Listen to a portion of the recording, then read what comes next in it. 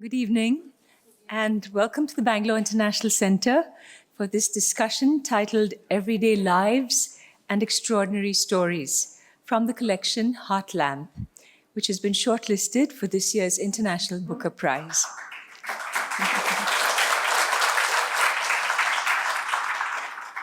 We are honored to have with us today the author, Banu Mushtaq, and the translator, Deepa Bhasthi. The discussion will be moderated by Shiny Anthony. The stories in Heart Lamp have been selected from several collections of short stories written in Kannada by Banu Mushtaq. The stories vividly capture the resilience and struggles of women navigating family, faith, and societal expectations. Banu Mushtaq's opus has garnered both censure from conservative quarters, as well as India's most prestigious literary awards, and now, of course, the nomination for the International Booker Prize. The masterful translation by writer and translator Deepa Bhasthi has brought the book to the English-speaking world, augmenting the audience for these exquisitely crafted gems in Kannada. Banu Mushtaq is a writer, activist, and lawyer from Karnataka and now lives in Hassan. She began writing within the progressive protest literary circles in our region in the 1970s and 80s. Critical of the caste system, the Bandaya Sahitya movement gave rise to influential Dalit and Muslim writers, among whom she was one of the few women. She's the author of 6 short story collections, a novel, an essay collection, and a poetry collection. Among her many awards are the Karnataka Sahitya Academy and Dana Chintamani Attimabe Awards. Deepa Bhasthi is a writer and literary translator based in Kodagu. Her columns, essays, and cultural criticism have been published in India and internationally. Her published translations from Kannada include a novel by Kota Shivramakaranth and a collection of short stories by Kodagina Gauramma. Her translation of Banu Mushtaq's stories has won her the English Pen Translates Award. Our moderator today, Shiny Anthony, really needs no introduction in Bangalore and at PIC. Shiny is a writer and editor based in Bangalore. Her books include Eden Abandoned, The Story of Lilith, Can't, Barefoot and Pregnant, and The Girl Who Couldn't Love. She has compiled the anthologies Boo, Why We Don't Talk, An Unsuitable Woman, and Hell Hath No Fury, and co-edited the anthology Ex Objects, The Art of Holding On, Letting Go. Director of the Bangalore Literature Festival and the Bengaluru Poetry Festival, her story, A Dog's Death, won the Commonwealth Short Story Asia Prize. I would like to acknowledge the presence with us of Banu Mushtaq's family, her sister Ishrat and her son Tahir, who I think is maybe on the way, and their literary agent for this book, Kanishka Gupta, who has come down from Delhi. So we are grateful to you all for being with us today and on this Sunday for making it here. And I'd like to now invite the speakers on stage. So here is the author and here is the translator. And along with me, I think we've become like Amar Akbar Anthony in on my part, literally. So we're here to celebrate a book of short stories. The only book of short stories on the International Booker Shortlist this year. So by now you both must know it's not just you both on that shortlist. It's all of us. Yeah. A Kannada book on the shortlist, it's like, all our goosebumps are up. So how did you learn about it? When? What were you doing when you knew you were on the long list? The long list is a miracle. The shortlist, I think, is a blessing. So what were you doing? And whom did you say this to first? Whom did you call and say, guess what, I'm on the long list? I never knew that my book was submitted to the Booker Award competition. And I was cool because I never knew about it. And I'm a lawyer. I was in the office interacting with the clients I had in the office. At that time, Kanishka, our agent, he called me and he said, yeah, please, yeah, yeah. He said, he congratulated me and he said, ma'am, you're longlisted. I said, what is that long list? And then he explained to me, this is the long list, and you're so lucky, you've been globally recognized by it, and said, okay, fine. I said, then my staff members, they came to my chamber and they asked, what's happening, madam? I said, he's telling about some long list or some such thing. And they, in turn, they asked me, what is long list? And at that time, my daughters who were in abroad, they started calling me and said, congrats, mom, you have been longlisted. Then they had made some research and said all about this long list, short list, and this award, everything. Then I realized that it is a huge thing that has happened to me. And I was so thrilled. Then I was so happy. Then the media persons, they started to contact me. I said, it's a great and historical event for Kannada, Kannadigas, and India. Thank you. I was The about... book has gone on to the world stage, so Yes. how do you feel? Yes, I mean, just to echo what Banu said, obviously it's a fabulous personal achievement, but the fact that it is the first in so many categories, the first of short story collection from South Asia and all the other firsts, that's an incredible feeling. And I just remembered where I was when I heard. My husband and I, we were about to have soup for dinner. And I heard this from my editor in the UK, and then promptly put the soup in the fridge and ordered biryani. There's no way you can have soup when you hear such a news. And the biryani went very well down with a G&T as well. So yes, so that's where I was. You know, when I heard this title I heard before the long listing and the short listing, there was this picture that came to my mind, heart, lamp. They're two very simple words, but put together one after the other in that order, it kind of brings up that image in your mind of a heart that is softly glowing with tenderness and love. And then I saw the cover, because after the book came out, and I saw the cover, and I thought Gunjan has done a fabulous job of converting that idea or just the thought, because everybody has so many images in their mind when they hear heart lamp. It can look like hope, it can look like love, it can look like lust, it can look like poetry, it can look like so many things. But to bring this, I'm sure everyone's seen the cover, but to bring this up like this, a fruit full of red fire and a heart full, a blood heart, basically. So I just want to know, how did this cover happen?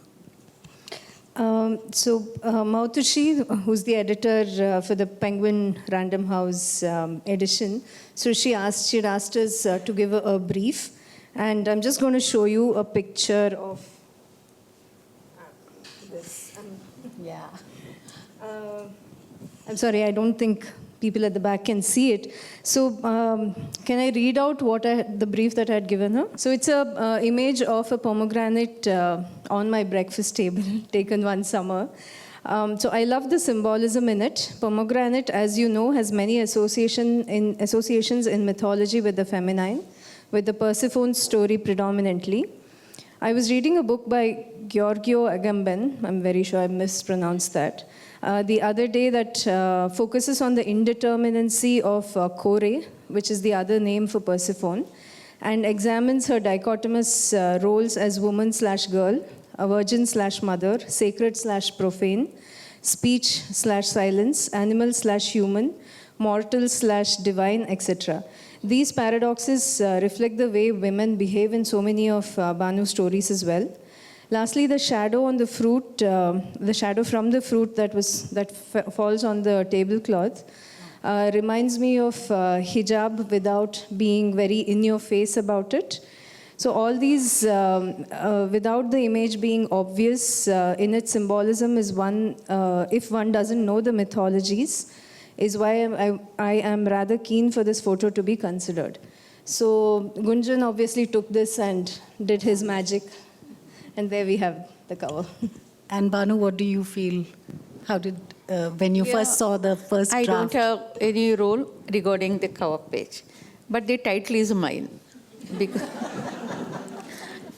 Because this book, it is a collection of 5 anthology. And among it, there is one collection. The title is Edeya Hanate. Edeya means heart, lamp. The name of the collection is Edeya Hanate, and there is one story also with that title. So it's a, actually, it was the first story which Deepa translated and submitted to English Pen Award competition. And particularly this story has hailed by Kannada literary world. When it was published, most of them has liked because it gives some hope in life and it gives a direction and gives light. That is why it was named as Edeya Hanate, and Edeya Hanate, now it has been translated to English by Deepa as Heart Lamp, and this Heart Lamp has won your hearts also.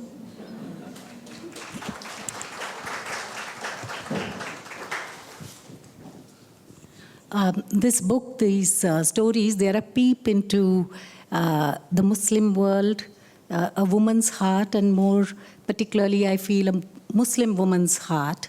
But when I'm looking at the stories, like I was telling you when we spoke, that there's poverty, there is heartbreak, and there's property rights issues.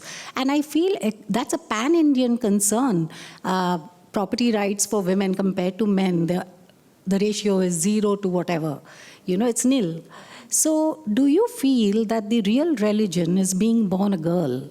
Is gender the real religion? Because across most parts of Asia, if you're born a girl, then all these stories, I would identify with them.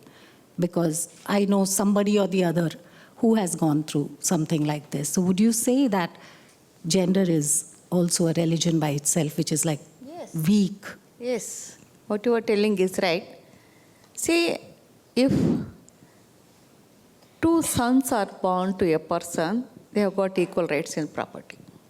If 1 girl and 1 boy is born, people expect, the family expect, that she disowns the property herself, saying, let my brother thrive, and it is all out of pure love and affection, I am relinquishing my right. That is what they like. But when a daughter, nowadays, we are getting most of the cases where daughter claims property rights.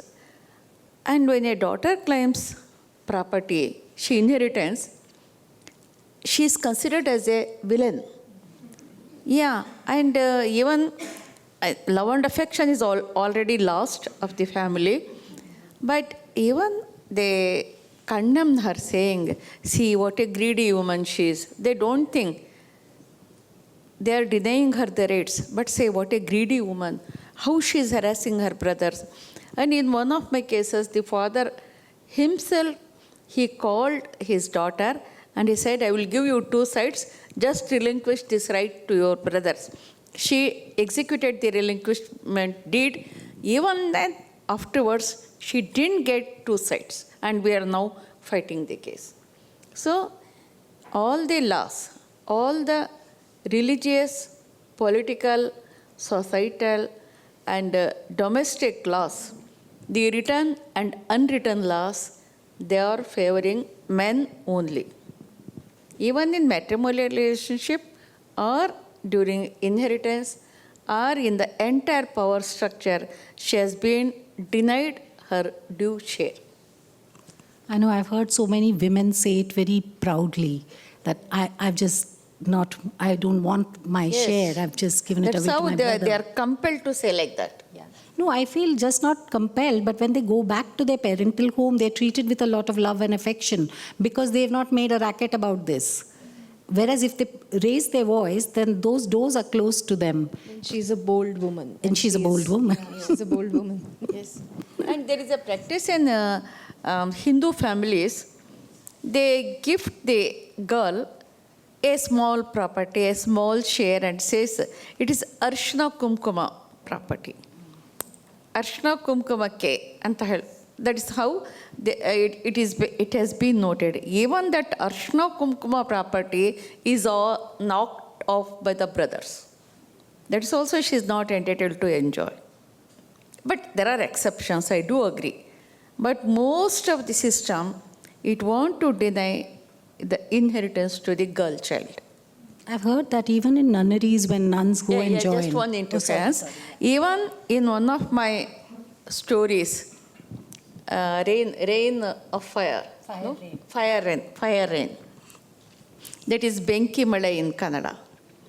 Wherein a brother who is powerful, he denies inheritance to his own sister and he stages a drama and he creates an artificial issue saying that a Muslim man has been buried in a Hindu smashana and his entire attitude, work, strength, everything he exerts only to get that corpse which was buried in the Hindu smashana and to shift it to the Muslim Khabristan. He goes to DC, he goes to all the authorities, he requests, so greatest inhuman act has been taken place. A Muslim man is buried into the Hindu smashana, so we need it to be excavated from there and to be transferred to a Muslim smashana. And all these formalities were done. And the deputy commissioner, he says, Mutwalli Saab, he is the chairman of the committee of the mosque committee. He says, Mutwalli Saab, why don't you strive for the education of community children? Why are you after this sensitive issue? He says, oh, chalega sab. It will happen in due course. We are not worried about it. But just our main intention is to relocate the corpse to a Muslim Khabristan. And the ambulance comes, police force comes, everybody gathered there. And that dead body, which was rotten, it was removed. Lot of attar was put on it. New coffin was put on it. And when they were moving with a janaza on their shoulders, a man comes shouting, abuses and crosses that procession, and the entire mob freezes because he was the same person who they think that his dead body they are carrying. So, by hook or crook, they want to deny all rights to the girl child. They use many tactics.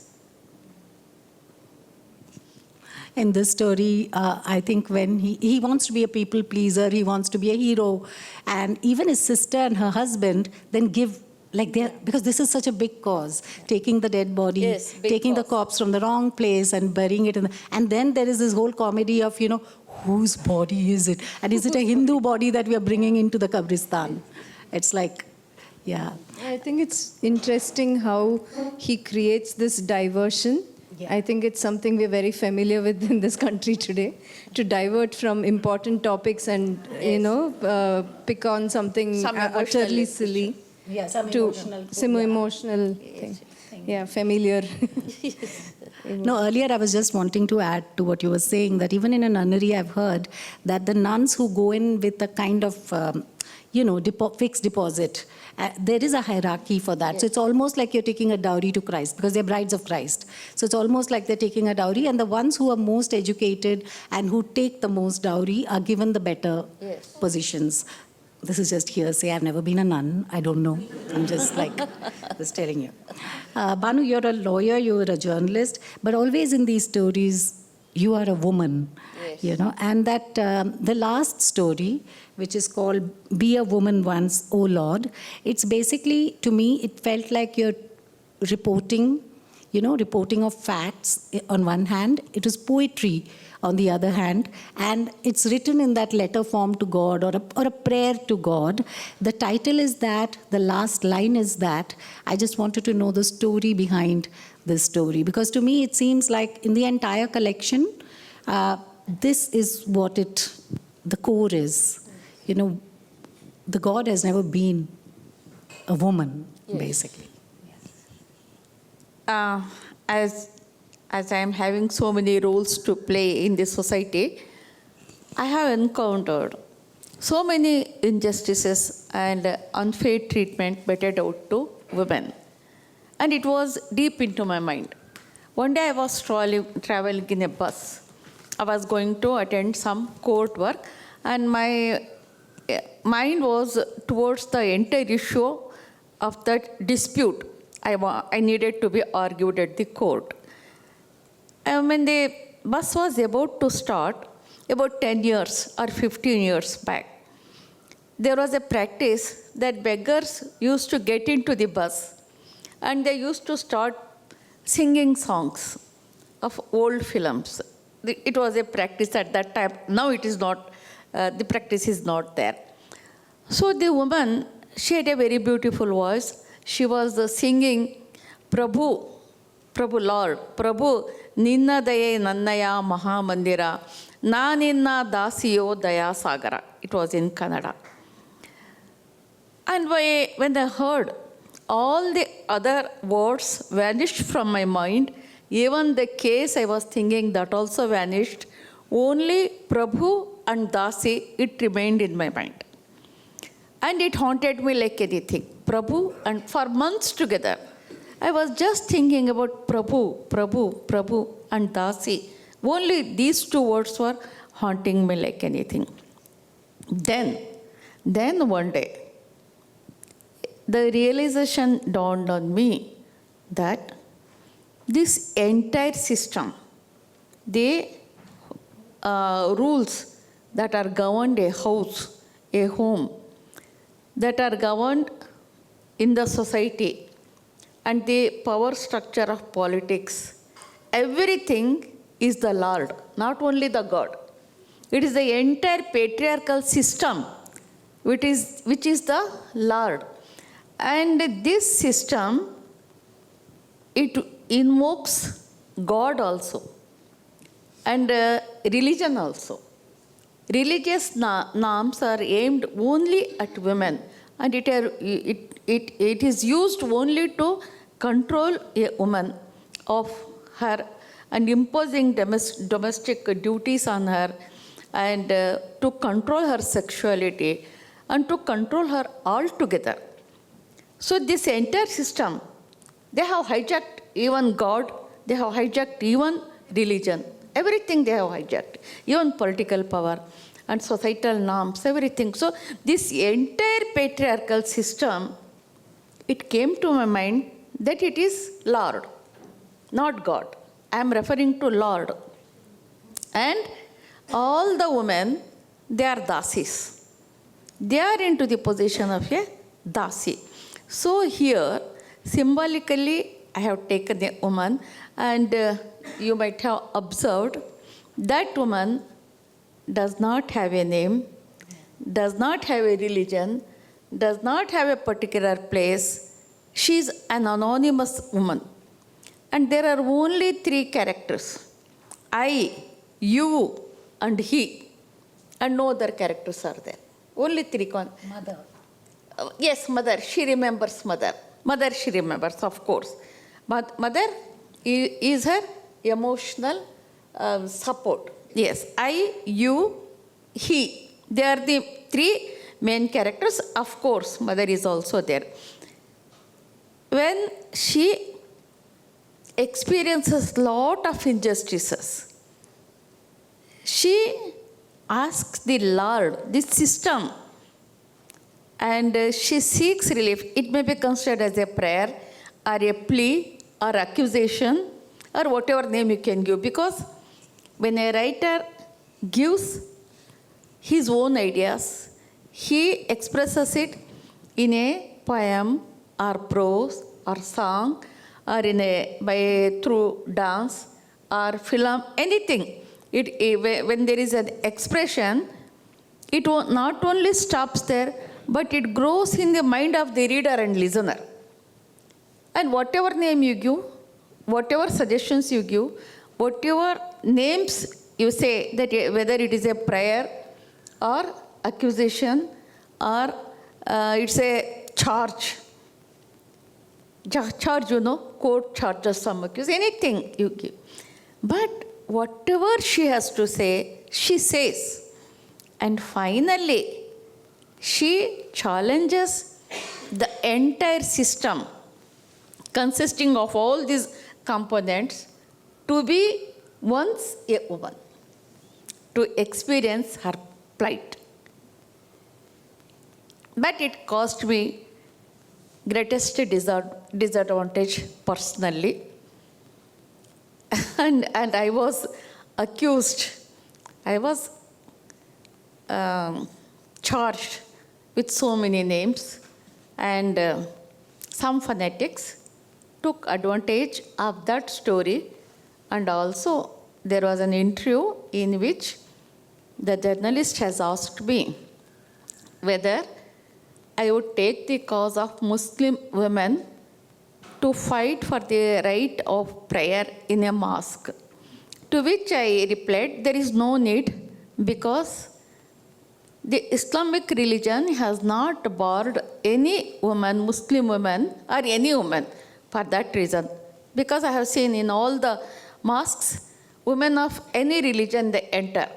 Even I have seen it in Bahrain, Dubai, everywhere I have seen. Islamic religion has not barred women from entering the mosque, and it has not barred from praying. It is only the patriarchs who are present in South Asia, they are barring these things. I gave a statement to which I was taken into task, but it's a different story.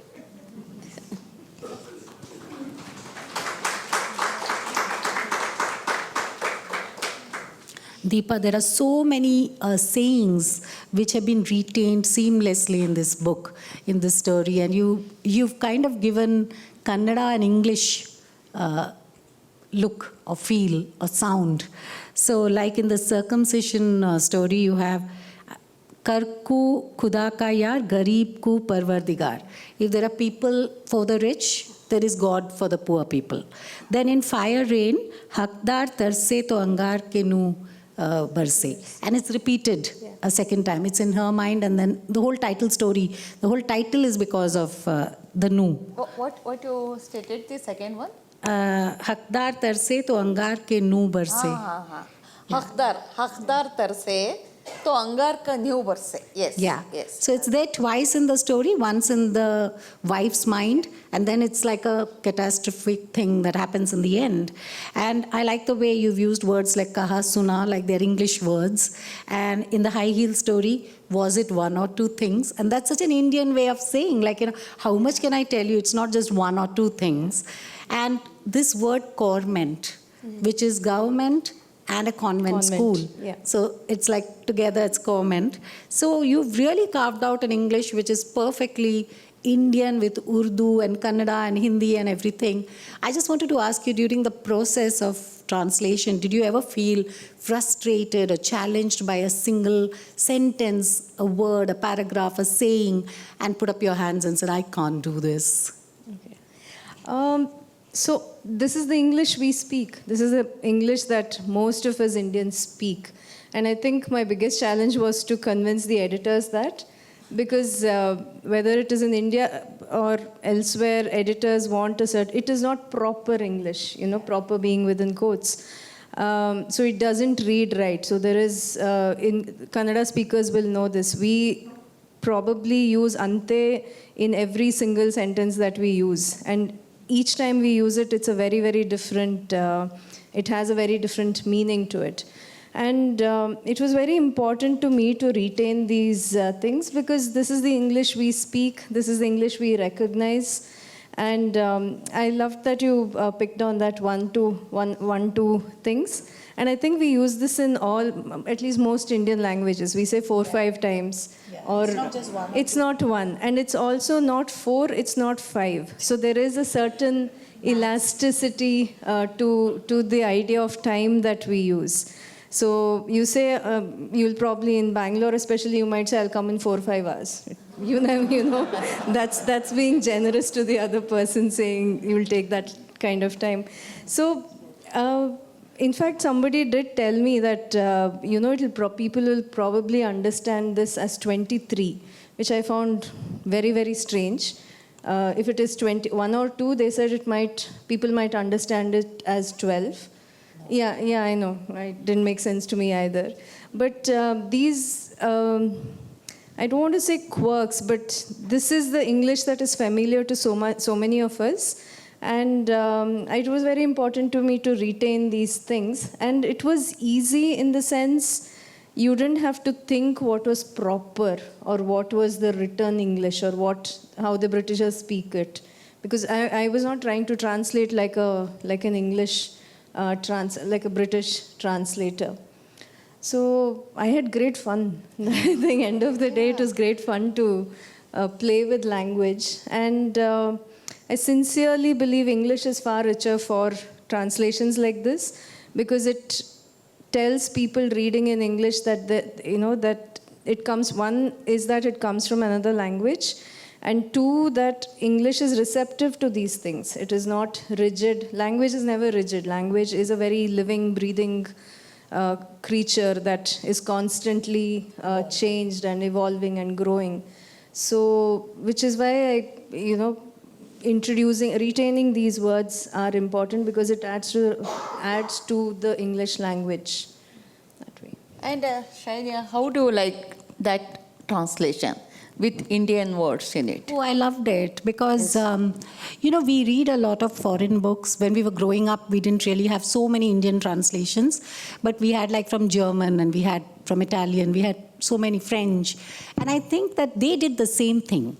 We learnt a lot about their culture and their language in a very seamless way. It's not like they put on a hat and they took a cane and they taught us this word means good morning. We always knew how to say good morning in French. So I think, and your note at the end is beautiful where you're saying against italics or? Yeah. And that's not in italics, the title. So that's very beautifully explained. Though I think in India we were doing that. This book is a very good example of going further. I would say like you have salutations like Ari, Re, yeah. Are, Le, yeah. Like what a wife would call a husband and what the husband would call a wife. It's never by name. Yeah. So it's like the Hindi, in Hindi you have sunte ho, munne ke papa, whatever they have. Yeah. So you have all these way of how they are talking. And I loved the way they kept saying tu. Yeah, tu. It's like part of the sentence, very subtle, very gentle, very soft. There's no actual spit. Yeah. But it's just like, tu, I'm not going to do this, tu, whatever, I think tu is an emotion. It's not really, you get so frustrated and you just say, tu. You're just disgusted, I tu. mean, I'm sure all of us speaking in India, speaking in English in India use this. No, it's a very Kannada thing, I feel. I mean, I'm sorry, in Karnataka. Yeah. It's a very Kannada thing. To see that in the story so seamlessly coming in to answer you, beautifully, we are there in the moment. And I would say the dialogues. You need that ear for dialogue. So everybody is talking in a way that you expect that person in that position to talk. Yeah. If it's a wife who's sitting in the masjid because her husband is remarrying and she needs her baby to live, then she's speaking in that language. And the guy who's trying to get rid of her, he has his own micro aggressions in his language to get rid of her. And I have to say, ayo. Yes. Yeah, you.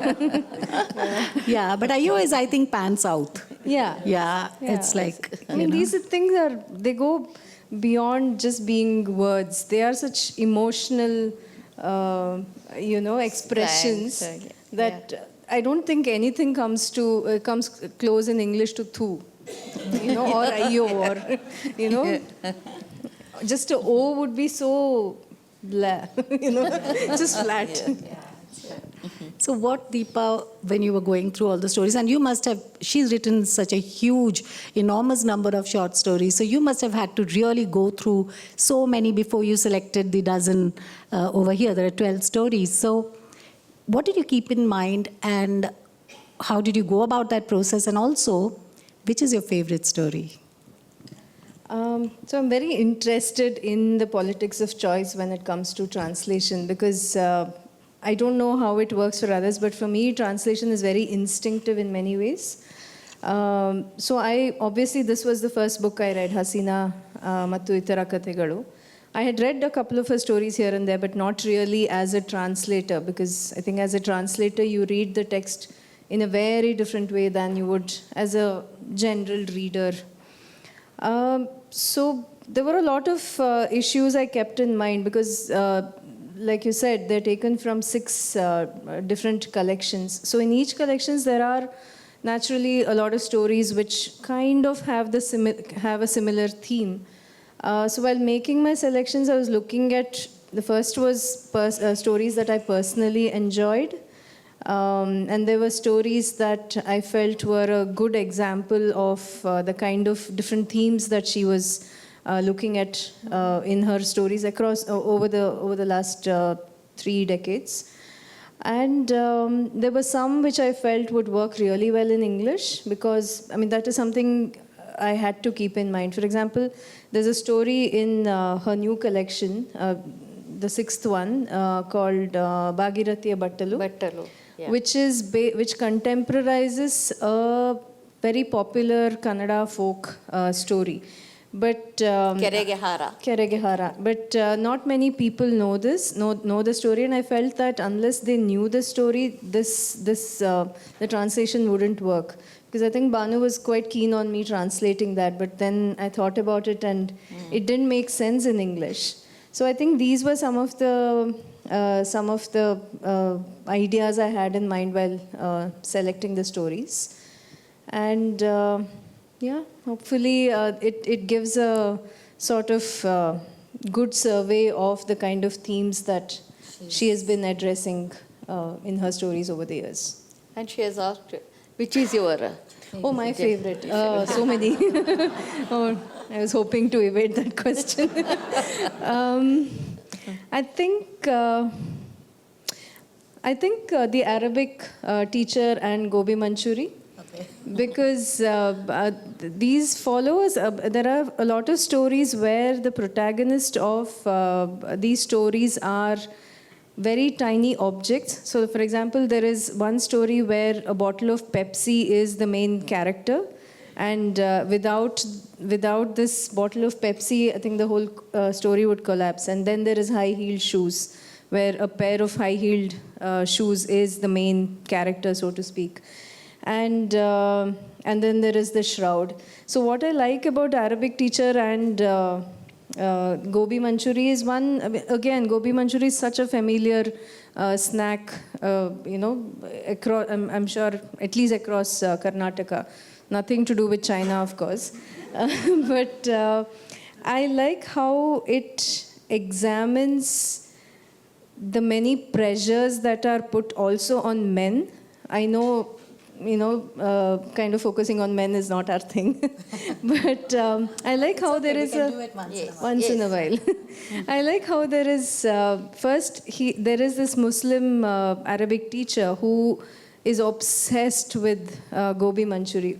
What interested me was, again, it is not a meat dish that you would expect a Muslim man to immediately go for biryani or kebabs or something like that. And it gets to the point where people ask whether he even is a real man, because which real man within quotes would be interested in cooking or in food or care about a vegetarian dish of all things. So this subtle critique of the pressures that are put on men to behave in a certain way is also one, and it is told in such a light, funny way. But the undercurrents that of all these things that are there was very interesting for me.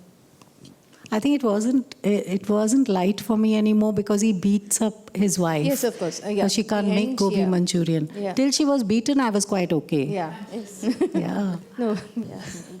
And in that story, what I connected to most was the mother character who would come back from work quickly because she was so terrified, this tuition server sitting with these kids. And it reminded me of my own mother who would never leave me alone with male guests, or even if there's a tuition sir, then the door has to be completely open. And she would suddenly come in with a cup of tea without any announcing. So it was almost like, she just didn't trust him at all. Yes. So that it reminded me of this whole mother thing she was doing. And when she comes and sees that he's cooking gobi Manchurian with her daughters, she's so relieved that it's nothing, it's nothing personal, it's nothing private, it's nothing, else. It's just actually cooking some food.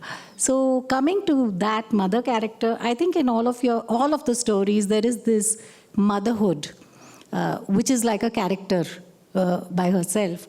And the eldest daughter is also a mother. Like in Heart Lamp, and so many other stories in this book, that is how the mother comes in. And the Yusuf's mother, and there are so many characters, male characters, who have a beautiful relationship with their mother.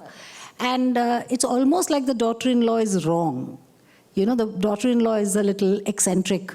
But the mother and the son, and the mother and the daughter, like in the last story, that's why I remembered the mother in the last story, because she's so, she comes with whatever money she has, because this guy's asked for more dowry. So she comes with whatever money she has. And if this girl didn't have a mother like that to come and rescue her, then her story would have been even worse. And there is a folk tale or something within this, one of the stories, I don't remember which one, where you talk about this mother who says that your boss wants my liver. The heart. The heart. Decision of the heart. Decision of the heart, yes. Yeah, if he wants my heart, please take it. I don't need it. I'm an old woman. I'm anyway dying. Please take it. And he's taking it, and then when he's running with it, it falls. And the heart just asks, how are you? Are you hurt? Yeah. This story is there across all cultures. Yeah. I think all mothers are supposed to be like this. And I think it's a Panchatantra story, if I'm not... Hatim Tai story. Hatim Tai story, okay. So we've all read it from beginning. So my question was going to be, is there something like an ideal mother? Or is just that our mother is ideal to us? Of course, our mother will be ideal to us. That is a common trait. But when there is motherhood and motherly nature and affection of mother, it is something what we call as the Kuvempu concept of Vishwapata, where it is a motherly love extended to all the persons. That we have seen in so many stories, in our Janapada, in our culture, in our society. We have seen it. We have, we have even tasted that type of love and affection. Even when you go to our classmates' home, our classmates' mother treats us, when we were small children, when we were kids, she used to treat us with love and affection. And she used to feed us. She used to guide us. There are a lot of such mothers. Even today they are present. And we can notice them. We can just recognize them as a mother. But she's not the mother of a particular person. She's the mother. Yes. The mother. Yes. Yeah. And very different, I'm thinking, from what we call a father's love. That's more protective, and that's more financial, and that's like more general. But a mother's love is very specialized and very personal and particular to you. Would you like to read something, both of you? I am reading a passage from first story, Shaista Mahalna Kallu Chappadigalu. wherein in the first para, I have discussed so many names as to how a woman should address her husband. It's a bit confused situation. So here, because further, it is based entirely on the relationship of husband and wife. And I started with these dialogues. Are, once again here comes this slang, are, ಮರ್ತೇ ಬಿಟ್ಟೆ, ಮುಜಾಹಿದ್ ಬಗ್ಗೆ ನಿಮಗೆ ತಿಳಿಸಬೇಕಲ್ಲವೇ? ಮುಜಾಹಿದ್ ನನ್ನ ಮನೆಯಾತ. So normally ಮೆನ್ಸೆ ನನ್ನ ಮನೆಯಾಕೆ. So I have addressed it to ಮನೆಯಾತ. Husband is my ಮನೆಯಾತ. ಓ, ಇದು ತಪ್ಪು. ಮನೆಯಲ್ಲಿರುವಾಕೆ ಹೆಂಡತಿ, ಆಕೆಯನ್ನು ಮನೆಯಾಕೆ ಎಂದು ಕರೆಯಬಹುದು. ಈ ಅರ್ಥದಲ್ಲಿ ಹೋದರೆ ಮುಜಾಹಿದ್ ನನ್ನ ಆಫೀಸಿನಾತ. ಛೇ, ಮತ್ತೊಮ್ಮೆ ತಪ್ಪಾಯಿತು. ಆಫೀಸು ನನ್ನದಲ್ಲವಲ್ಲ. ಮತ್ತಿನ್ನೇನು ಹೇಳಬಹುದು? ಯಜಮಾನರು ಅಂದರೆ ನಾನು ಆಳಾಗಬಹುದು, ಪ್ರಾಣಿಯಾಗಬಹುದು, ಅಥವಾ ನಾಯಿಯಾಗಬಹುದು. ಅಷ್ಟಿಷ್ಟು ಕಲಿತಿದ್ದೇನೆ, ಪದವೀಧರ ಎನಿಸಿಕೊಂಡಿದ್ದೇನೆ. ಯಜಮಾನ ಮತ್ತು ಆಳಿನ ಸಂಬಂಧ ಕಲ್ಪಿಸುವುದು ನನಗೆ ಸ್ವಲ್ಪವೂ ಇಷ್ಟವೇ ಇಲ್ಲ. Because it is animal husbandry department is there, you know. Yes, ಇಷ್ಟೆಲ್ಲ ಪಂಚಾಯಿತಿಯ ಹಾಗಾದರೆ ಗಂಡ ಅಂತ ಕರಿಬೋದಾ? ಎಂತಹ ಗಂಡ? ಯಮಗಂಡ ಅಥವಾ ಭಾರಿ ಗಂಡಾಂತರ ಕಾದಿದೆ ಎಂಬ ಅರ್ಥವೇ? ಇಷ್ಟೆಲ್ಲ ಪಂಚಾಯಿತಿ ಯಾಕೆ? ಪತಿ ಅಂತ ಲಕ್ಷಣವಾಗಿ ಹೇಳಬಹುದಲ್ಲ ಅಂತ ಅನ್ನಿ. ನಿನ್ನ ಮನೆಗೆ ಬರುವ ಯಾವ ಹೆಣ್ಣು ಮಗಳು ಇವರು ನನ್ನ ಪತಿ ಎಂದು ಪರಿಚಯಿಸುವುದಿಲ್ಲ, ಹೌದಾ? ಈ ಶಬ್ದ ಆಡು ಭಾಷೆಯಲ್ಲಿ ಅಷ್ಟು ಬಳಕೆಯಲ್ಲಿಲ್ಲ. ಬಹಳ ಗ್ರಾಂಥಿಕ ಪದ. It's a bookish word.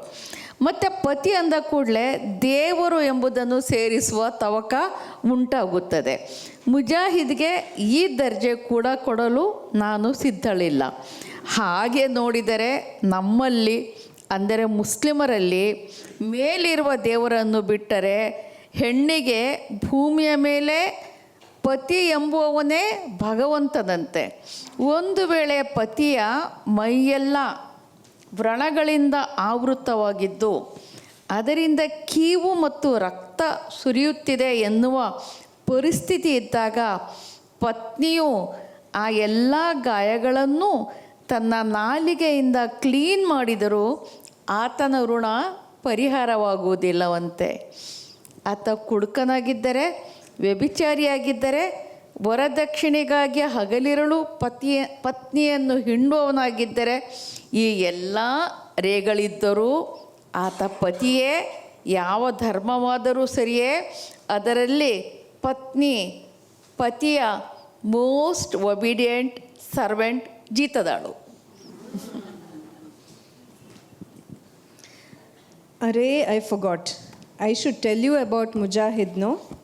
Mujahid is my home person. Oh, that sounds odd. A wife is usually the one who stays at home, so that makes her the home person. Perhaps then Mujahid is my office person. Che, I have made a mistake again. The office is not mine after all. How else can I say this? If I use the term Yajamana and call him owner, then I will have to be a servant, as if I am an animal or a dog.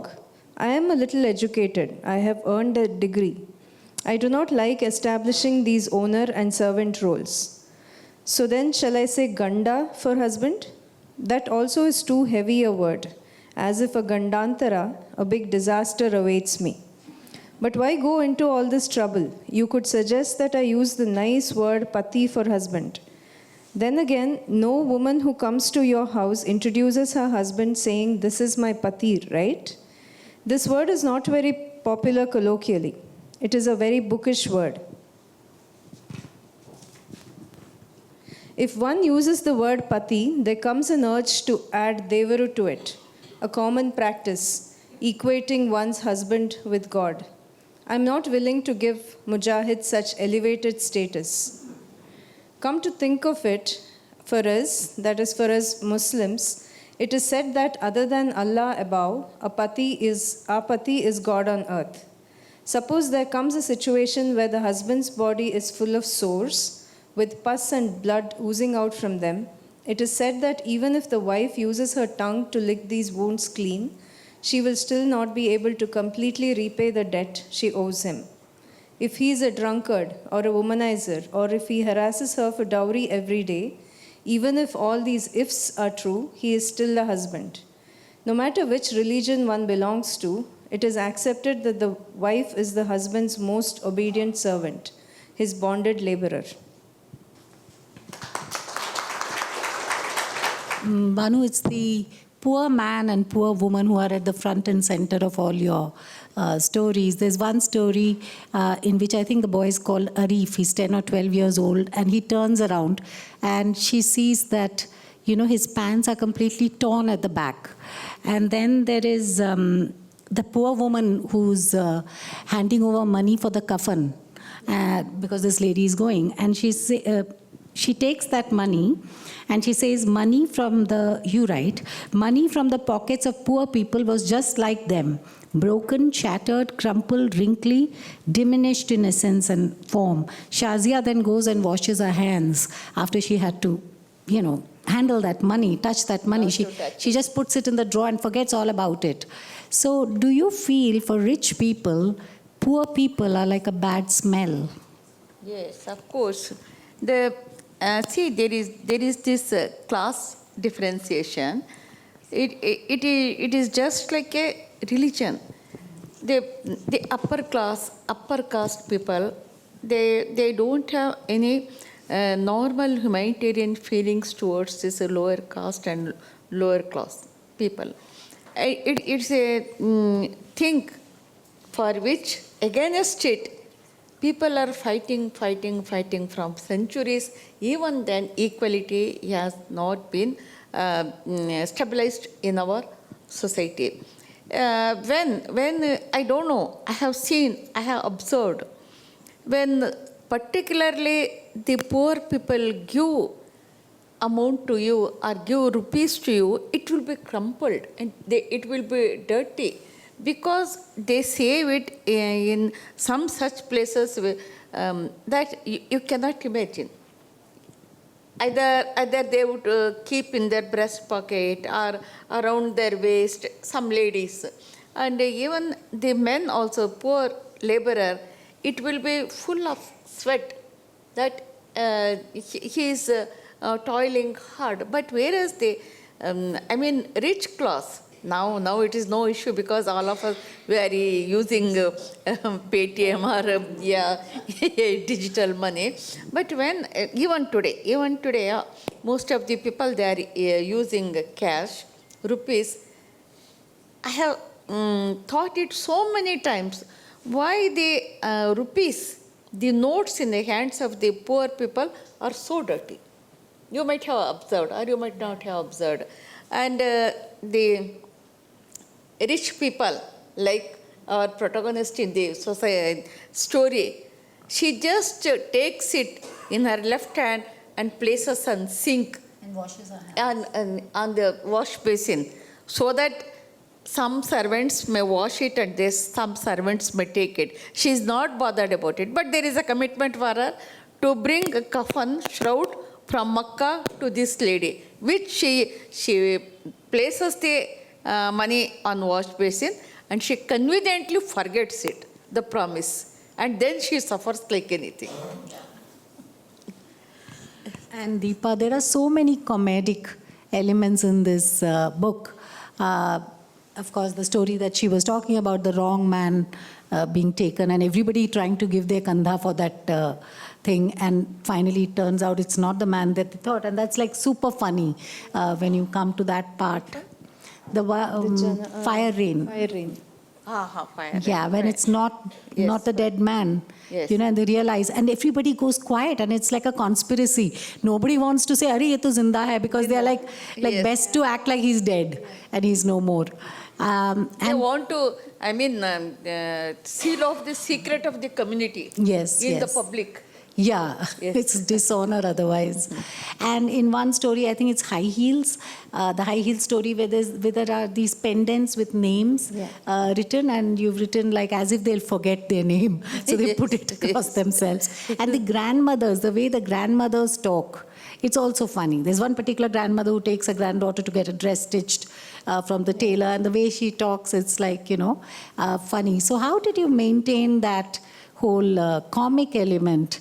How did you convert that? Like, okay, so you're reading it in the original and here is a punchline, or here is a joke, or here is something sarcastic or lightly said, and you have to do the same thing. I'm not, I wish I had a scientific approach to doing this. I think it's about having a ear for these things. You understand, when you understand sarcasm really well, you're able to sort of translate it in a similar, because I think sarcasm is very hard to get, even in everyday life. You don't know whether someone's being deliberately funny or they're sarcastic or, so I think having a ear for it is necessary. And also, I like how, yes, the Kannada in the original is a mix of a lot of different languages, but again, I think especially in several South Indian places, I can only speak for South India, we use a lot of languages in our everyday lives as well, especially in urban, semi-urban. Yes, of course, we conduct our lives mostly in English, but also like how you said Kanda right now. While there's this procession and they lend their Kanda to carry the corpse. So these little words that we use, I think we all use it, whether it is from Hindi or from Kannada or from Urdu or wherever. So the familiarity and the constant awareness that we exist in several linguistic spaces at once, I think that was important for me also to be able to get these things right. And yeah, so I think because it's not just one language, it's not just one cultural context that you're translating from. So yes, I think short answer being that. I was very impressed by the fact that, see, when you're converting a funny story into a funny story, even there, you have to lighten up the language, especially like in that story that we're talking about, Fire Rain, or when there's a joke being said, like in that sentence, like somebody's being ironical or anything, then that's a different kind of humor. And I can't read Kannada, I've not read the original, but to me in this, I got that utar chadhav, as you would say, the ups of when it's gravitas and then when it becomes light, the going down of the tone. So I thought that was nicely done, because when it's a funny story, it's a different kind of humor. And when it's like, when it's it's a dialogue, then it's a different way of expressing yourself.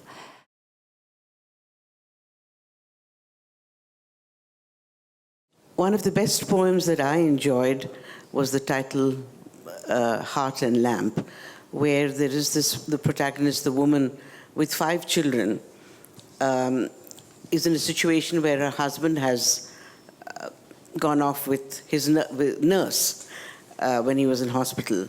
And she comes to her mother's home, and instead of sort of being sympathetic to her, they feel that she needs to cope with this situation. I think it's a woman's condition in India by and large, but can you just delve on this a little more? I just wanted to add to that, the heartbreak of not just your husband betraying you, that's probably bearable, but your own family is saying that you have to go back. And she's had this 3-hour trip, and they just immediately, she doesn't eat anything, she's got a breastfeeding child, and she immediately is taken back by her brothers, back to her own married home. And the other thing is that they have a driver sitting inside, the hired driver. So these people cannot even talk frankly. She's so upset, and you can feel it that, she's so full of her sadness.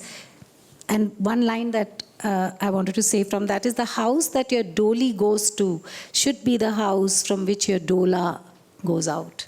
I think that's, now you can answer. Say, in Indian culture, the maternal home, Tavaru Mane, all of us women, we have got greatest attachment towards our Tavaru Mane. But there are so many Janapada folklore songs, Ta illade tavarilla, if there is no mother, there is no Tavaru, all those things we have seen. It is true also. But in that particular case, that is a heart lamp, she is having a mother, but she herself is helpless. She is having aged father. He is also helpless. Whereas her brothers are young, energetic, and they are powerful in that. There is a politics of the home. Home politics is there. They are powerful. And they think, if she comes to our home, sister, if she comes to our home and sets the precedent, our wives will also the same path. They are very selfish. They think about them. That's why they want to curb this issue in the initial level itself. That's why they are not sympathetic towards her cause. They don't approve her character, say. And there is a quotation, I think, जिस घर से डोली जाती है वहाँ से डोला जाना चाहिए. To which house her dolly, palanquin, goes as a bride, from that house her janaza should go. So whatever may be the issues, whatever may be the torture, whatever might be the cruelty, she has to be in that house only. She has to tolerate all the cruelty, but she should not come back to maternal home. That is what her brothers view. But here there is a helpless woman, helpless father, powerful brothers, and most callous and negligent husband is there.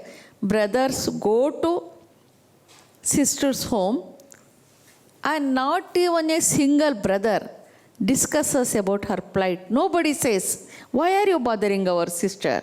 Why don't you look after her properly? Nobody says. They will discuss Kashmir issue. They will discuss some XYZ.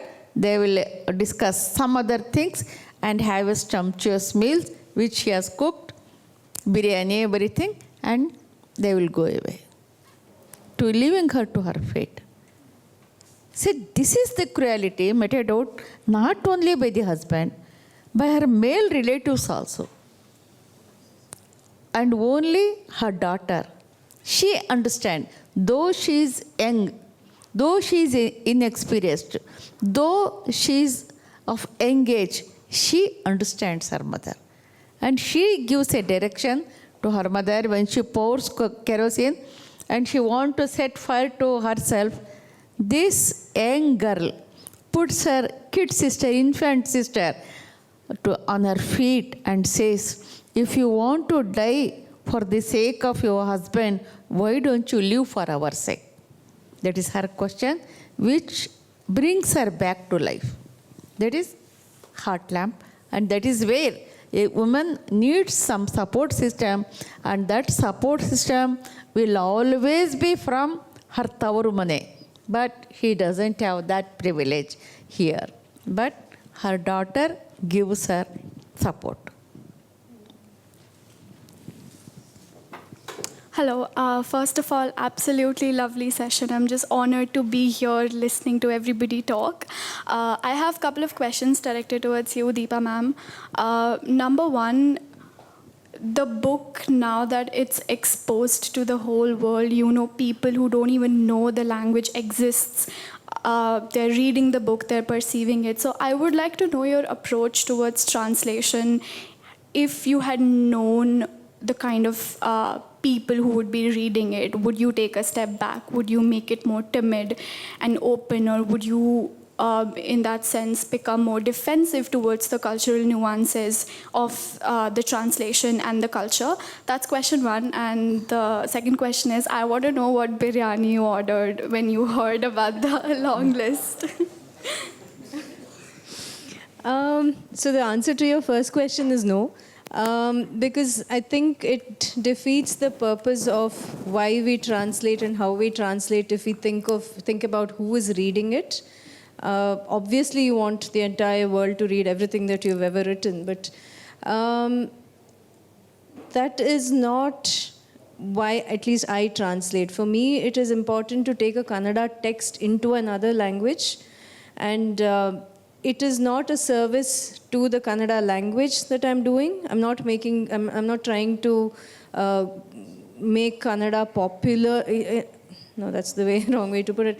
Kannada is rich and vibrant in itself, that it doesn't need the validation of an English-speaking audience to kind of carry it forward. But the way I see it, it is expanding the English language that so many of us either work in or speak in or live in these days. So no, I mean, and after the long list was announced, there were some reaction videos which our agent Kanishka shared with me, and a lot of these people from, I can't remember which part of Europe, but they couldn't pronounce the word Kannada. So it was almost always Canada or something like that. Or Kannad, of course. That's atrocious. So I'm glad that I hope One to begin with. Deepa, even the Booker people, they asked and they sent a mail to, I don't know whether it was sent to you, but it was sent to me to actually pronounce Kannada and send a video to them. Pronouncing it, So how at to least pronounce. that's great. I mean, to begin with, I hope more people learn how to pronounce the name of this language. And so probably, I don't know if I would have done things differently if Kannada was more popular globally. But I don't think that would serve the purpose of any translation to think about the audience first and foremost. And as for biryani, I'm a vegetarian, so it was a very tame veg biryani. I know that people say biryani is cannot. Sorry, I'm sorry, but my husband did get a very good portion of mutton biryani, so I'm sure. And interestingly, there's only one good place in Madikeri where I live that makes good biryani, and it's called Paris Restaurant. Again, absolutely nothing to do with Paris. But we'll stick to what my husband ordered, which was mutton biryani. In addition to what Deepa has stated, I have one thought occurs to me which says, we have studied the lives of Europeans, English people, and we are trying to understand English literature and culture, everything. Why should the other part should not understand us? They should understand us by reading our literature, by understanding our social conditions, our situations, and that is possible through this translation.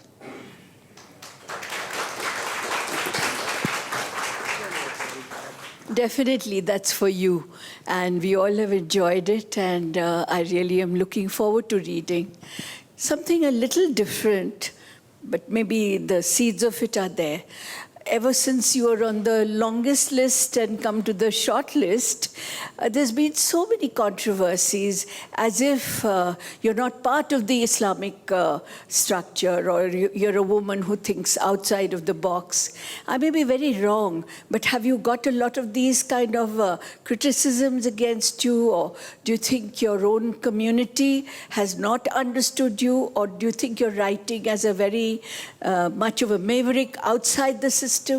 I'd really like to know, because some of the, even the newspaper articles which are carrying, maybe just getting carried away by your stories. I'm not saying no. But I think there's a slight, this thing of, this is not within the framework, this is not within how a Muslim woman should write. I mean, I'm not saying it, I'm enjoying it. But I think there is that. So I'd love to hear whether, is this a main line? Are you trying to also, of course one knows enough of feminine literature, but you also sound like one of those. Is that what's not liked? Or is it the religion part of it that's not liked? ಅವರು ಇದಕ್ಕೆ ಕೇಳಿಸೋದಿಲ್ಲ ಏನು ಹೇಳ್ತಾರೆ ಅವರು ಅದೇ ಆ ಒಂದು ಫತ್ವಾ issue ಬಗ್ಗೆ ಕೇಳ್ತಾರೆ. Yes. See, I was somewhat short of hearing. That's why I asked that clarification. What happened was, I am an insider of the community. So my thought is, insider has got some privileges. And I have used that privileges. I come from Bandaya Sahitya Sangatne, wherein the Kannada literature has been branched out into Dalita Sahitya and feministic Sahitya, Strivadi Sahitya, and Muslim Samvedana Sahitya. So it has branched out. And during 80s, there were all types of movements, social movements prevailing in Karnataka. That is Raita Sangatna, Dalita Sangarsha Samiti, Bandaya Sahitya Sangatna, literary movement, and feministic movement, environment movement, language movement, and even there was a theatre activism prevalent at that time.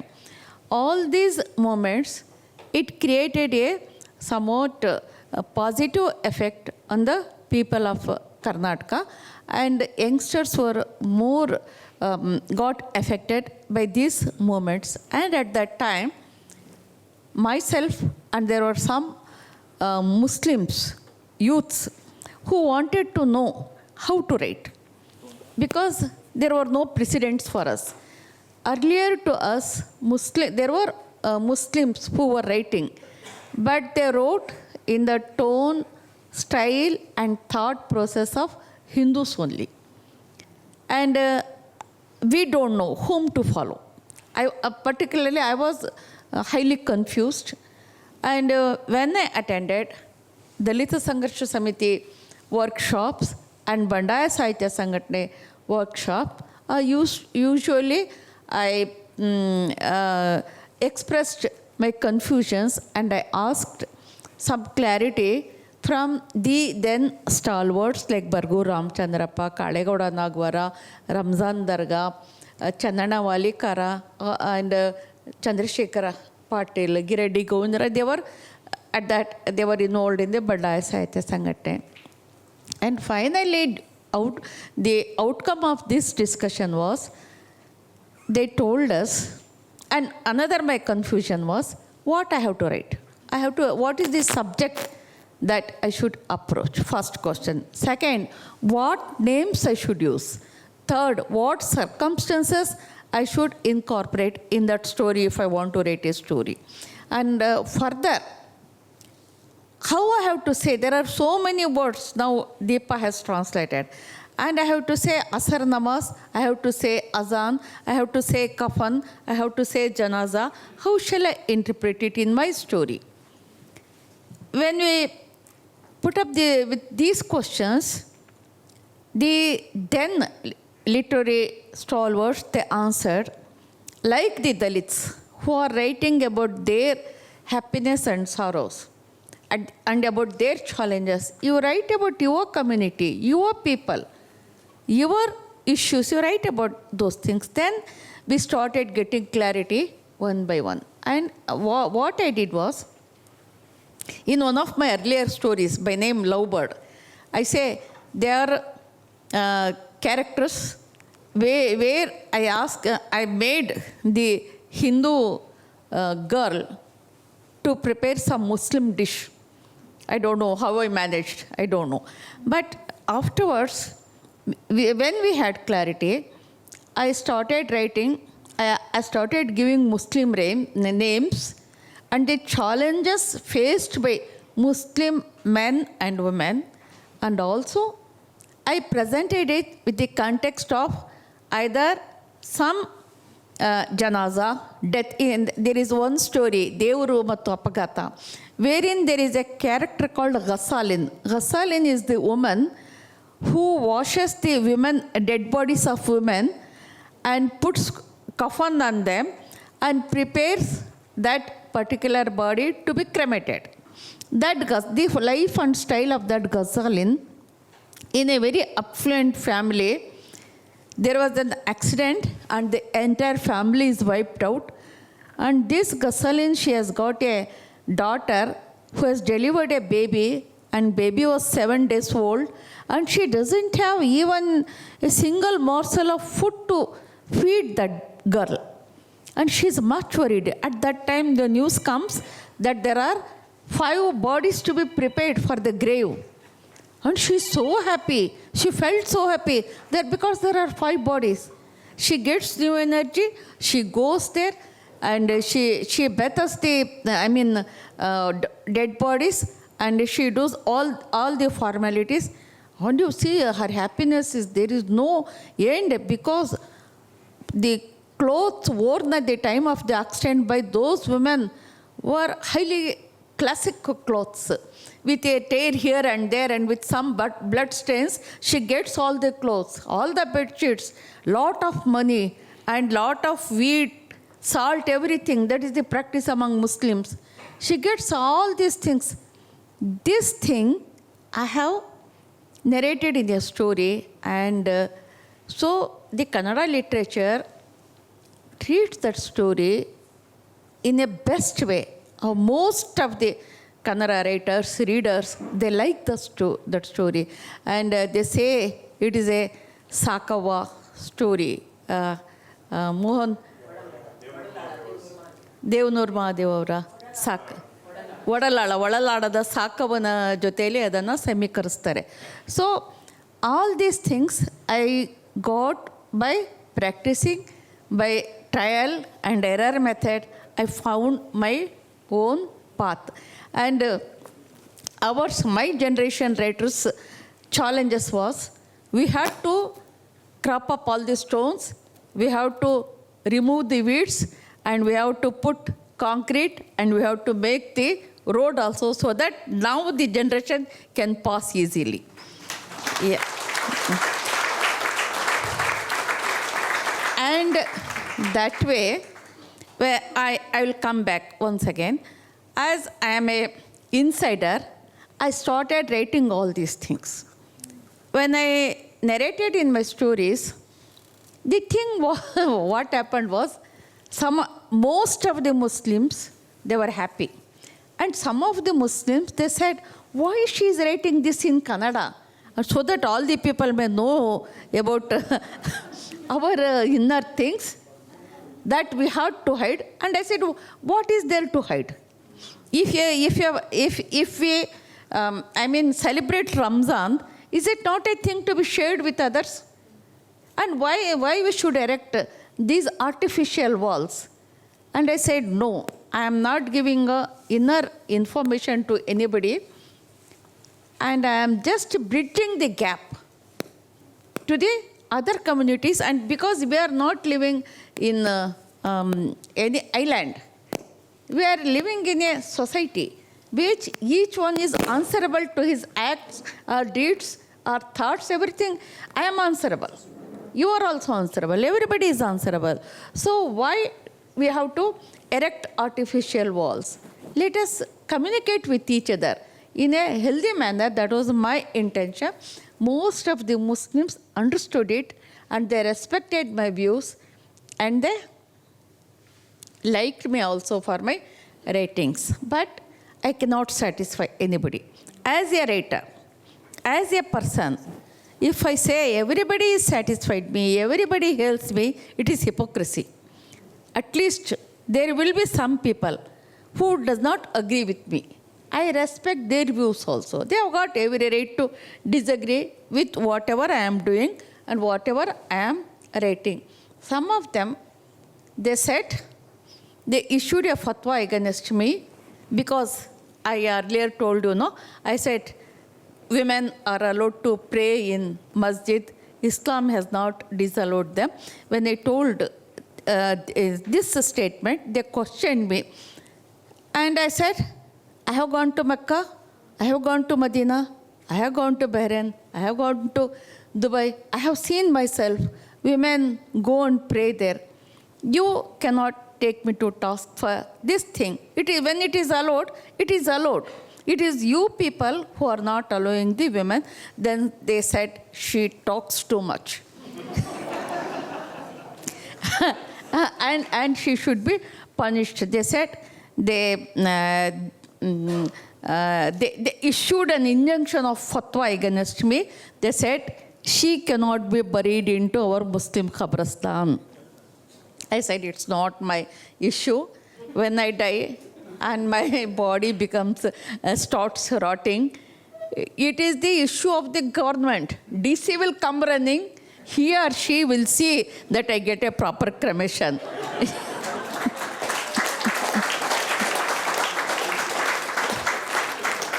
And if you people don't allow me to attend any marriages, I am the least bothered person, because it's a very cumbersome process for me to attend any marriage. See, you have to get fancy dress. You have to wear a silk saree. You have to put some makeup on. You have to display some gold ornaments. And you have to eat biryani. And you have to do, yeah, all these things. It is, I can't do all those things.